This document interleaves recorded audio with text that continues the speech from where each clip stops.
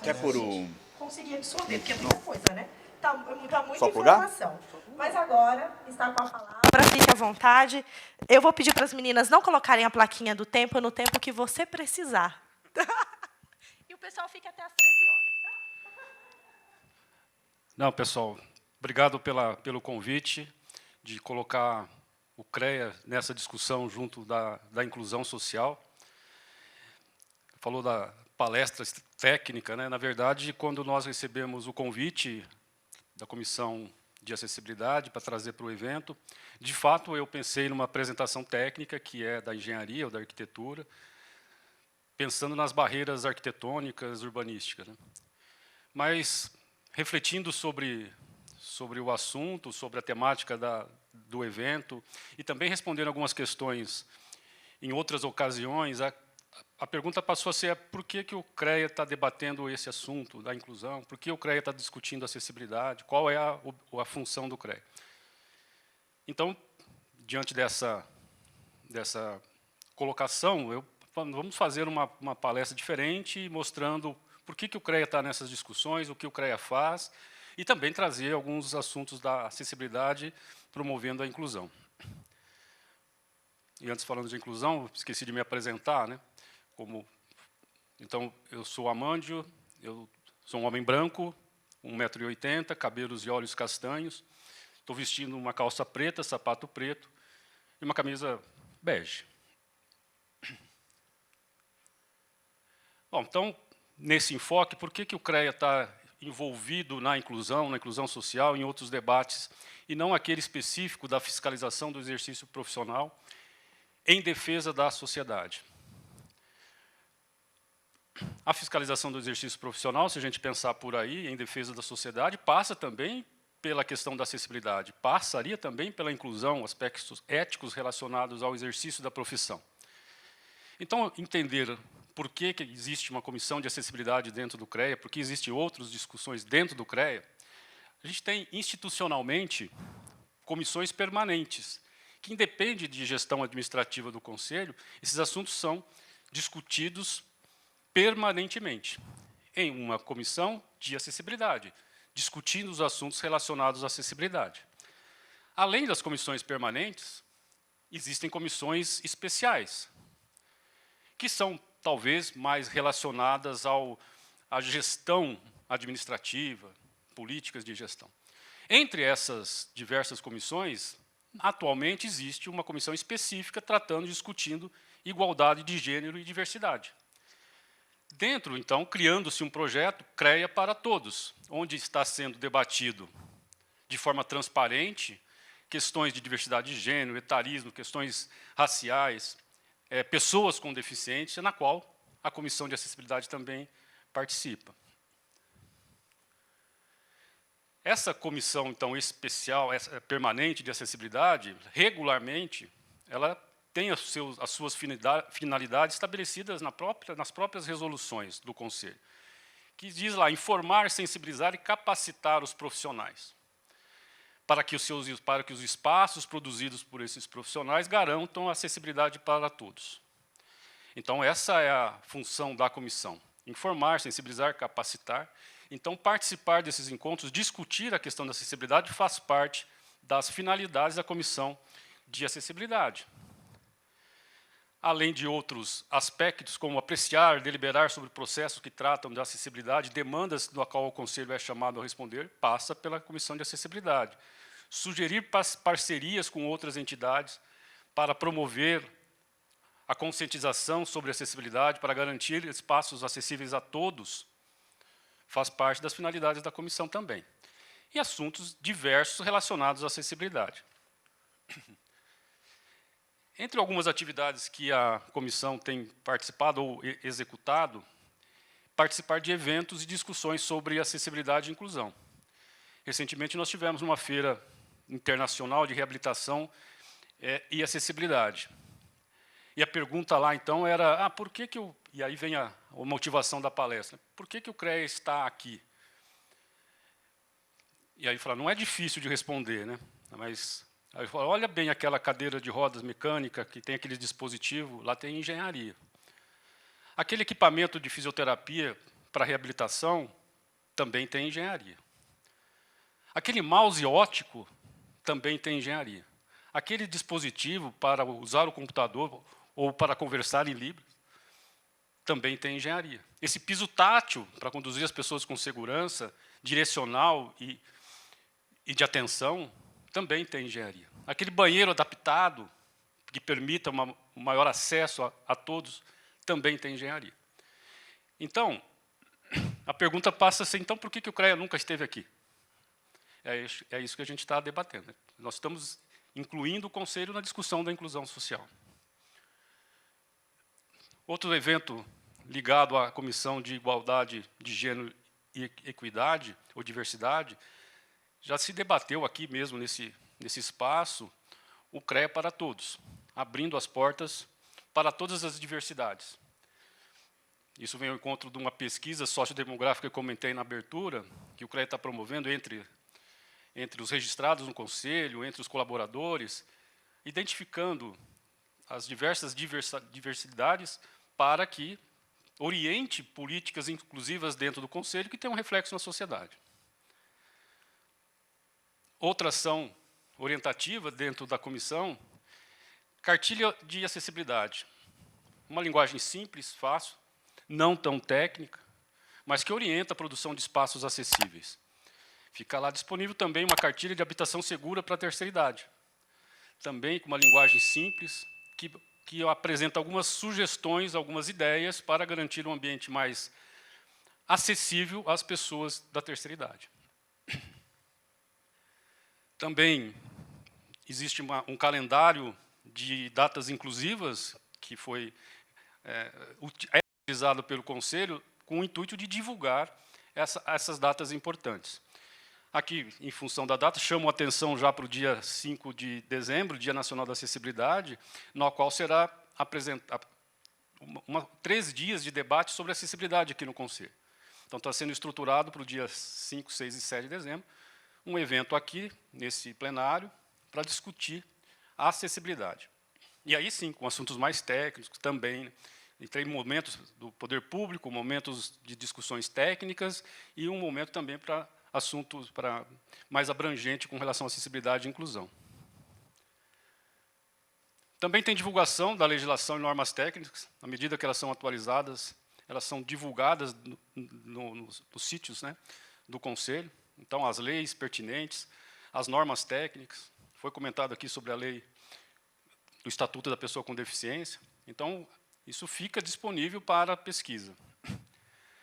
Convênios para tratar e melhorar a acessibilidade das pessoas. Convênio com o Ministério Público, convênio com a Secretaria Municipal da Pessoa com Deficiência. Isso motiva, fomenta a discussão e a fiscalização para garantir acesso a todos.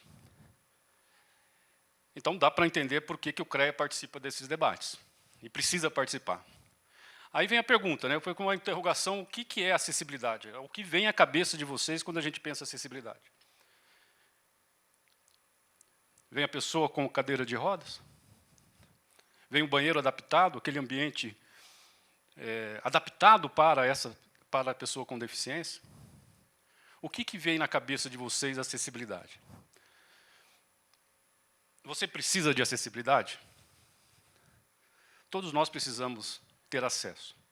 As questões é que eu posso permitir acesso para todos se eu projetar ambientes que incluam todas as pessoas. Então, a acessibilidade é para todos. Para eu subir aqui, eu usei uma rampa, tenho uma escada. Uma pessoa com cadeira de rodas precisaria da rampa. Eu preciso projetar ambientes que sejam acessíveis a todos. Todos precisam de acessibilidade. Alguns com algumas características diferentes de outras pessoas. Se a gente for procurar na legislação, e a gente fala de acessibilidade de 2000 e depois atualizado em 2015, né? Segurança e autonomia nos espaços mobiliários, equipamentos urbanos e edificações.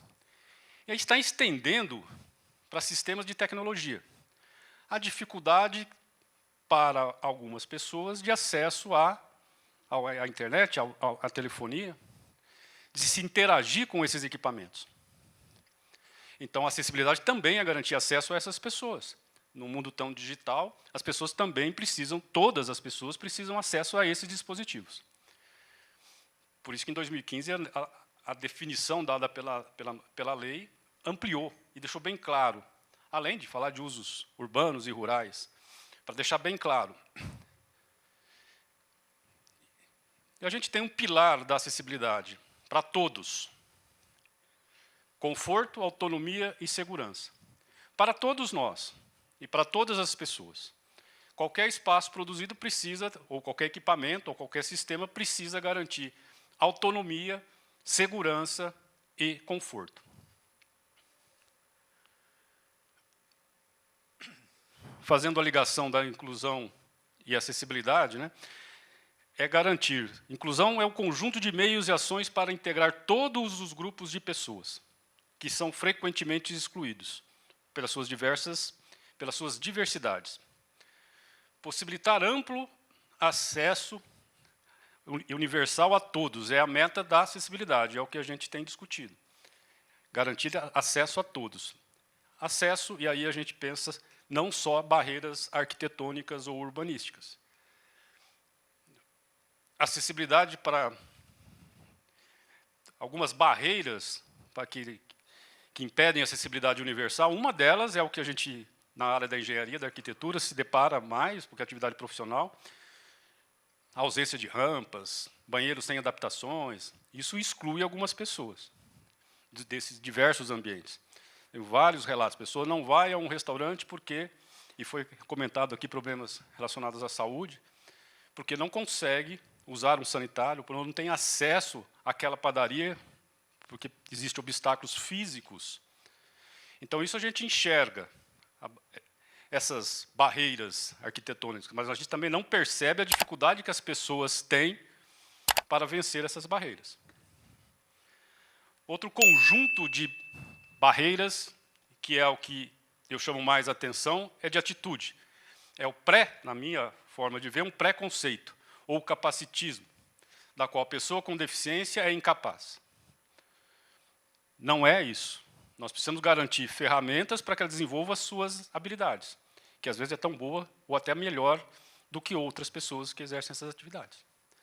Então, é na nossa cabeça, é nossas atitudes de vencer os preconceitos, de acabar com esse capacitismo, que a pessoa com deficiência não pode realizar a tarefa. Eu ouvi um relato de um colega, engenheiro mecânico, amputado um dos membros inferiores, que faz trabalho em altura. A empresa se adaptou para as suas atividades. Ele tem treinamento para fazer trabalho e inspeção nos equipamentos que ele faz. E ele é uma pessoa com deficiência. Mas foi-lhe dado ferramentas e métodos de trabalho que permitiam o seu acesso. A comunicação. A comunicação é fundamental para as nossas relações. E a gente existe dificuldade de pessoas com deficiências auditivas, visuais, a se comunicar. Então, nós precisamos criar um mecanismo que todos se comuniquem. E eu vou colocar uma experiência pessoal lá do evento que eu comentei lá da Reatec recentemente. Houve um encontro surdo-mudo. Eu me senti excluído porque eu não conseguia me comunicar com eles. E eu vi a felicidade deles em poder se comunicar um com os outros. Então, essa barreira à comunicação precisa ser vencida. Aí, lá no evento, eu falei, eu preciso aprender a linguagem de sinais. Eu preciso me comunicar. Então, é uma barreira que as pessoas com deficiência precisam, a gente precisa vencer essas barreiras. Métodos. Nós não percebemos, se não pararmos para refletir, a dificuldade que é, ou que será para o aprendizado. E no nosso local de trabalho também. As mesas são padronizadas, né? E às vezes a pessoa precisa de uma adaptação, de um mouse ótico, para desempenhar as suas funções, que são tão capazes, ou se não mais, do que as outras pessoas que estão lá trabalhando. Então, existem as barreiras de métodos de trabalho, métodos de ensino. Nós precisamos vencer essas barreiras. E também aquelas ditas programáticas, chamadas barreiras invisíveis, né, que estão embutidas em políticas e normas dentro das empresas. As normas são feitas para a maioria das pessoas, mas não pode se excluir as outras. Ela precisa ser mais inclusiva. Eu trouxe algumas generalidades com relação à pessoa com deficiência, já até foi apresentado aqui pela doutora Lia. É um universo também, e pensando economicamente, a ser explorado. Garantir espaços acessíveis, além da obrigação, também gera negócio. Eu conheço o relato de empresários que adaptaram os seus empreendimentos por conta de demanda legal, ou imposição da lei, mas que depois de feito e depois de muita reclamação, externa o quanto isso agregou valor ao seu negócio. Pessoas que passavam e não poderiam entrar no empreendimento, agora frequentam e consomem. Então, também é um mercado a ser explorado. É outro ponto. Também tem a questão de analfabetismo, que eu chamei a atenção, também bem maior entre as pessoas com deficiência, quando comparado com as pessoas sem deficiência. E outro dado que eu trago à discussão, né? Mudança da pirâmide etária. Uma comparação de 2012 para uma recente de 2022 mostra o envelhecimento da população. Então, se 10 anos, né, 11 anos atrás, nós tínhamos 11% da população com acima de 60 anos, hoje já estamos com mais de 15% da população. E mas fazendo uma projeção de agora, ou a projeção foi feita em 2018, talvez ainda não corrigida, mas nós estamos deixando, já não somos mais um país de jovens. Nós estamos caminhando para um país com mais idosos. Então, com essa visão, entra uma nova discussão, a engenharia da longevidade. Recentemente, o CREA publicou uma revista no que traz uma matéria específica sobre esse tema. O papel da engenharia é criar soluções que garantam acessibilidade para todos, em todas as áreas. Garantir a acessibilidade a todos é essa base para a longevidade. Nós precisamos projetar ou entender espaços abrangentes a todos. Eu trago aqui algumas sugestões e motivações para a engenharia de longevidade. Do transporte público, nas calçadas, nas residências, automação residencial, dispositivos, o que não falta. E aí a engenharia pode proporcionar esses dispositivos, essas facilidades, uma fechadura com impressão digital, com reconhecimento facial, um caminho seguro até o sanitário para a pessoa com mais idade, e transformar os ambientes agradáveis a todos. Porque, às vezes, um sanitário acessível causa espanto, né? Mas ele pode ser ajustado arquitetonicamente para ser agradável e atender a todos. Dispositivos médicos inteligentes de monitoramento à saúde, e assim a gente tem várias sugestões de melhorias para a engenharia, para a longevidade, na qual nós estamos caminhando. Tem outro aspecto que eu gostaria de chamar a atenção, é o desenho universal. Quando eu tenho falado acessibilidade para todos, né, é tentar criar ambientes acessíveis para todos, indiscriminadamente. Aí vem o conceito do desenho universal. Produtos, espaços, meios de comunicação, precisava grifar isso, tecnologias, serviços que sejam concebidos de modo a garantir a sua utilização pelo maior número de pessoas possível, independente de suas características. Esse é o objetivo do desenho universal. Aí eu faço uma reflexão, né, a gente projetando no passado, lá na década de 60, os mobiliários, os equipamentos urbanos, projetados, levando em consideração o que vou chamar aqui de um homem padrão. Um homem de 25 anos, em plena média de altura, de força física, e nós projetamos para essa figura. Com a necessidade de inclusão, precisamos adaptar os espaços. Então, criamos espaços quase que específicos para algumas dificuldades, ou para as pessoas com alguma deficiência. E o desenho universal, a ideia é que esses espaços, esses equipamentos, possam ser utilizados por todos. E essa imagem, eu acho que ilustra o que eu quero dizer. Embora tenha um projeto acessível, a gente pode pensar num projeto, no conceito, que todos possam usar indiscriminadamente. O desenho universal tem as suas características de ser igualitário, uso equiparável para as pessoas com diferenças com diferentes capacidades. Tem alguns exemplos, né? Porta com sensor, que abre e fecha, fechaduras, reconhecimento facial, adaptável, que possa ser flexível a sua utilização por todos, simples e intuitivo, seja óbvio, conhecido, a informação possa ser facilmente identificada, precisa ser seguro, tolerante a algum erro, a alguma dificuldade que uma pessoa possa apresentar, sem esforço físico, e abrangente. Quando a gente fala abrangente, o espaço precisa atender a todos. Banheiros com dimensões adequadas, porque se é adequado para uma pessoa em cadeira de rodas, é adequado para mim. Eu consigo passar numa porta de 60 centímetros, mas uma pessoa com cadeira de rodas, não. Eu não preciso de um espaço para eu sanitário, mas uma pessoa com uma criança precisa. Experiência pessoal. Minha sogra tinha um membro amputado e obesa. Meu sogro precisava carregá-la para todo canto. E naquela época era mais difícil, algum tempo atrás, banheiros acessíveis. Mas para ela ir ao banheiro, que às vezes não era acessível, ela precisa da ajuda do meu sogro. Mas ele não tinha onde ir. Ele vai no banheiro masculino? Ou vai no banheiro feminino? Ele precisa entrar junto. Então, os ambientes, pensando no desenho universal, pode abranger a todos. A partir do momento que adotarmos esse conceito nos projetos, de qualquer escala, desde os urbanísticos até os de imobiliários, produtos, passaremos a projetar para toda a diversidade de pessoas. E não apenas para atender as necessidades daquelas que têm deficiência ou mobilidade reduzida. Todos serão atendidos. E para arrematar, fazer um link com tudo isso com a engenharia, para toda atividade da engenharia, para qualquer projeto, para qualquer serviço, nós precisamos assumir a responsabilidade por aquele serviço, através de uma anotação de responsabilidade técnica. Se eu vou elaborar um projeto, eu preciso registrar a responsabilidade daquele projeto sobre a minha autoria. Se eu vou executar uma obra, eu preciso registrar a responsabilidade técnica pela execução daquele empreendimento.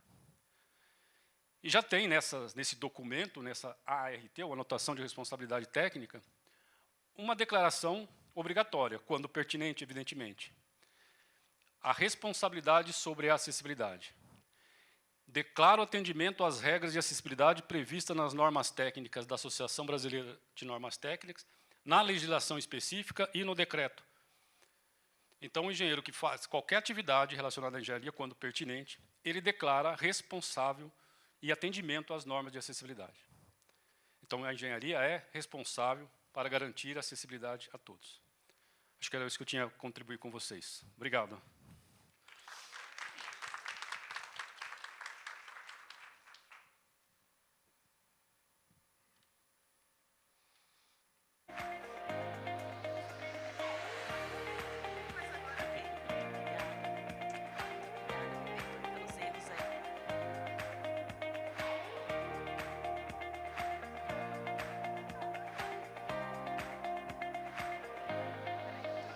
Tem que registrar. É que ele está preparando.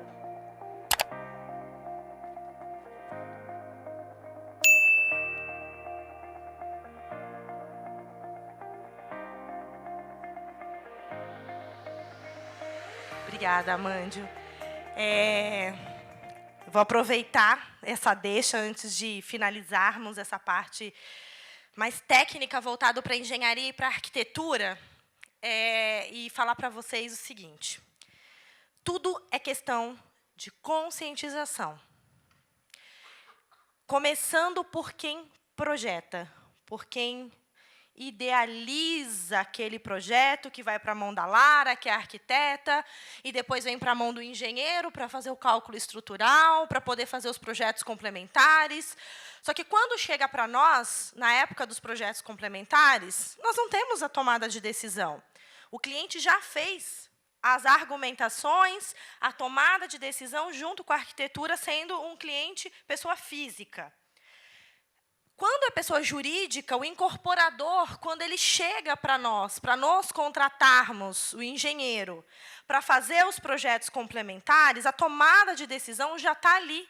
Então, nós ficamos numa situação conflitante, porque nós temos que elaborar um projeto, muitas vezes, estrutural, que não está em concordância com a norma, e o engenheiro que toca a obra, o responsável técnico pela execução, ele tampouco vai poder mudar algo que foi aprovado, algo que já está definido, porque nós sabemos que, infelizmente, eu estou numa casa técnica e eu tenho que dizer que muitos projetos são executados, infelizmente, mesmo tendo o projeto aprovado, dentro das normas vigentes, dentro de todos os padrões exigidos de acessibilidade, e são executados, são entregues, e nós não temos hoje, dentro da prefeitura, por exemplo, um órgão fiscalizador durante a obra.